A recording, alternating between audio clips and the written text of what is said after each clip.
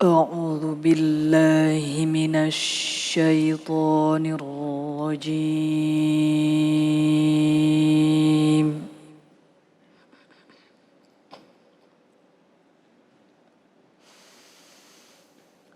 بسم الله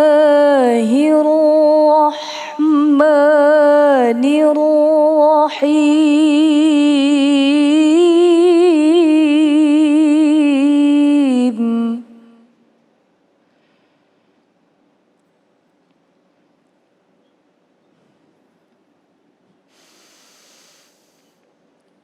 يا أيها النبي قل لأزواجك وبناتك ونساء المؤمنين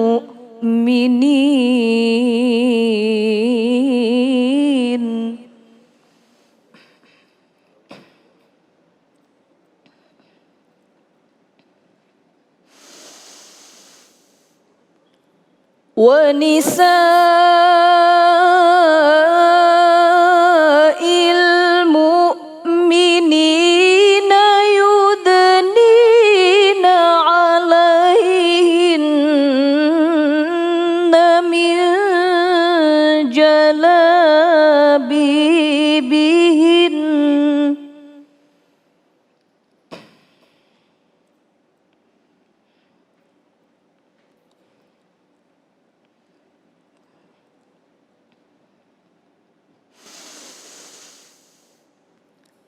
ذلك أدنى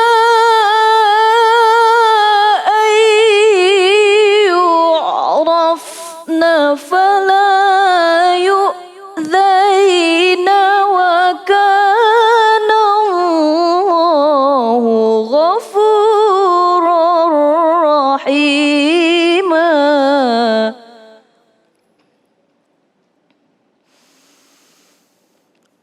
وكان الله غفورا رحيما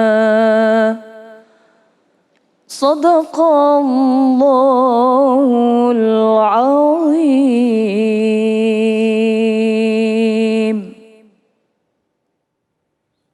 Maha benar Allah dengan segala firman-Nya. Mimi Jamilah. Masya Allah, alhamdulillahirrahmanirrahim. Kita akan masuk ke dalam tema kita yang selanjutnya, yaitu ini luar biasa. Seperti tadi Ali bilang, kita akan membahas ini sampai akhir zaman ya. Hijab bagi seorang muslimah. Bersama guru kita yang dimuliakan Allah Subhanahu Wa Taala, Al-Habib Qais Abdurrahman. Assalamualaikum, Bib. Sehat? Assalamualaikum warahmatullahi wabarakatuh. Antum bagaimana kabarnya? Baik ya? Oh, sehat, Masya Allah. Khair, alhamdulillah. Sebenarnya bahasan ini pas banget Habib yang bahas nih. Karena memang banyak banget orang yang bilang, nantar aja kalau udah panggilan hati. Itu sering banget ya. Jilbabin aja dulu hatinya baru luarnya. Kalau luarnya udah dihijabin, dalamnya belum, percuma. Wah, ini banyak banget tipu muslihat syaitan yang mempengaruhi sehingga akhirnya muncul kalimat-kalimat seakan-akan benar padahal itu enggak gitu ya. Baik, mohon ilmunya, Bib. Baik, bismillahirrahmanirrahim. Uhayyikum bitahiyyatil Islam. Assalamualaikum warahmatullahi taala wabarakatuh. Waalaikumsalam warahmatullahi wabarakatuh. Alhamdulillah wassalatu wassalamu ala sayyidina Rasulillah sayyidina Muhammad ibn Abdullah wa ala alihi wa sahbihi wa mawalah wa la hawla wa la quwata illa billah. Ashhadu an la ilaha illallah wahdahu la syarika lah wa ashhadu anna sayyidana wa maulana Muhammadan abduhu wa rasuluhu la nabiyya ba'dah. Amma ba'du fanawayna ata'allum wa ta'alim wal ifadah wal istifadah wal naf'a wal intifa' wal hatha ala tamasuki bi kitabillah wa sunnati rasulillah ibtigha'an limardatillahi wa wajhil karim. Allahumma faqihna fid din wa 'allimna ta'wil waj'alna minal ladzina yastami'una al-qawla fayattabi'una ahsanah. Allahumma arinal haqqa haqqan warzuqna ittiba'ah wa arinal batila batila warzuqna ijtinabah wa adkhilna bi rahmatika fi ibadikas salihin amin ya rabbal alamin. Kalau kita membicarakan tentang hijab dan jilbab, maka kita harus membicarakan dua aspek di dalam hukum Islam. Jadi Islam punya dua aspek yang kita sebagai umatnya Nabi Muhammad SAW wajib untuk tahu. Aspek pertama disebut dengan ats-tsawabit, yaitu sesuatu yang sudah merupakan ketetapan dan kesepakatan umat Islam sepanjang zaman. Atau bisa disebut sebagai ijma', konsensus para ulama, dalam hal ini adalah ahlu sunnah wal jamaah. Nah, thawabit ini nggak bisa dirubah. Meskipun zaman berubah, waktu berganti, tempat berpindah, manusia pun berubah-ubah, maka hukum ini tetap adanya dan nggak bisa dirubah. Hijab dan jilbab kewajibannya masuk ke dalam aspek yang ini. Jadi sampai kiamat nggak bisa dirubah. Bahwasanya memakai hijab itu adalah wajib. Kalau ada orang mau merubah bagian thawabit ini, maka dia akan merubah dari identitas agama ini. Bahaya. Karena kita bicara soal identitas agama.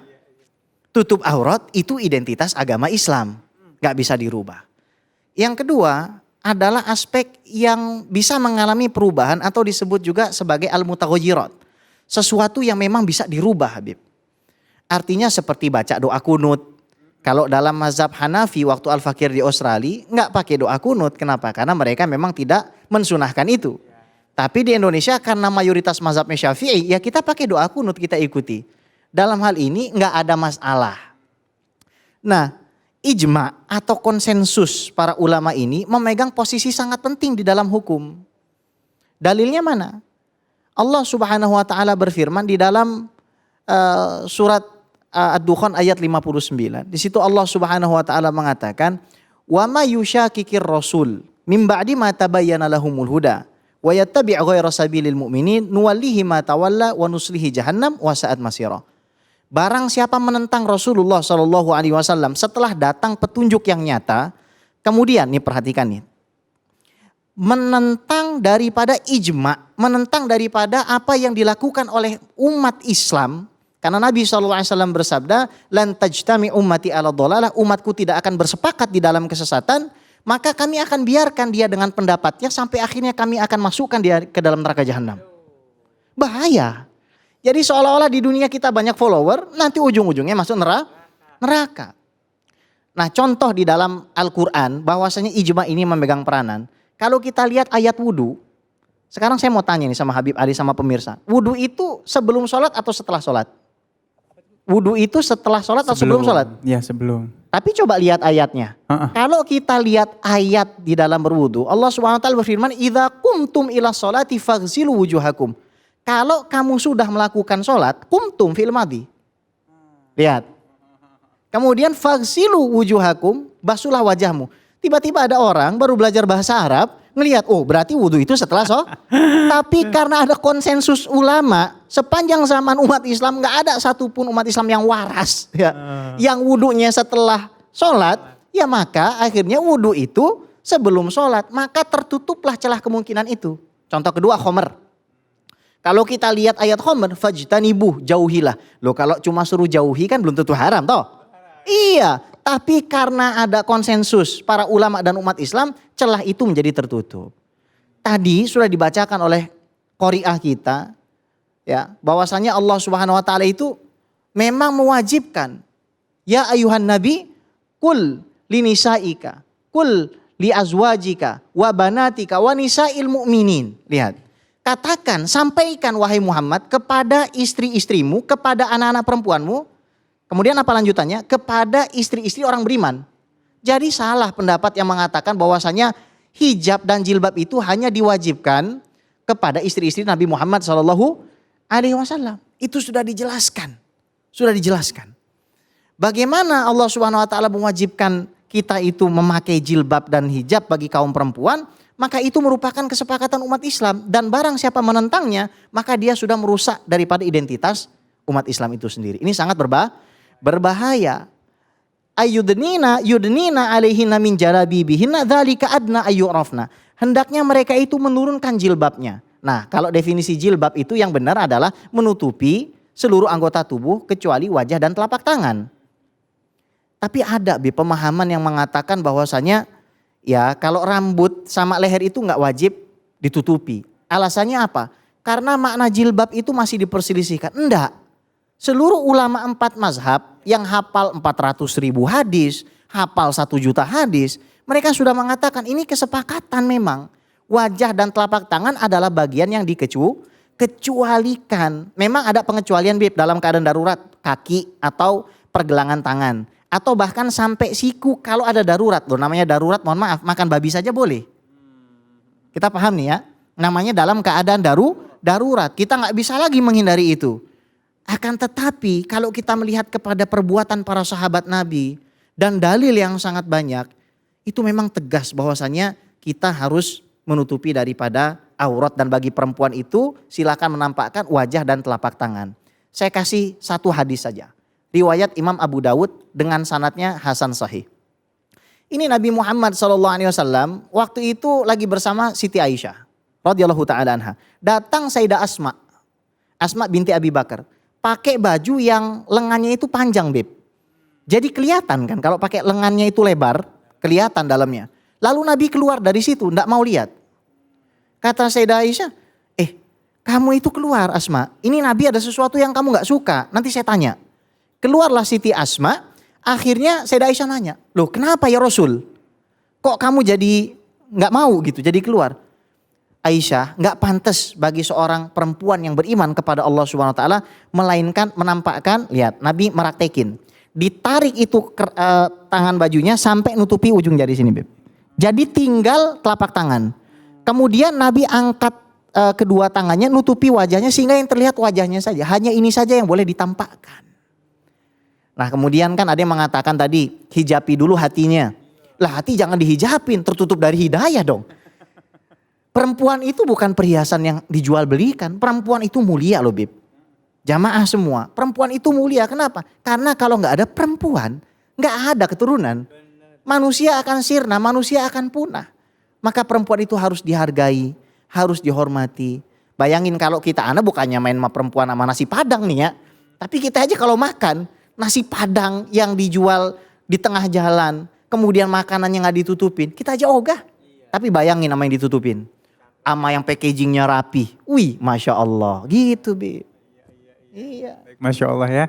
Jadi beda banget, dan memang kalau misalnya yang coba-coba untuk membuat statement atau kalimat-kalimat yang mengubah ini artinya mengubah syariat agama. Waduh serem banget ya. Baik, dan sekarang kita akan lanjutkan. Alhamdulillah Beb, ini ada pertanyaan dari Purwinda 20. Kenal kayaknya ini ya.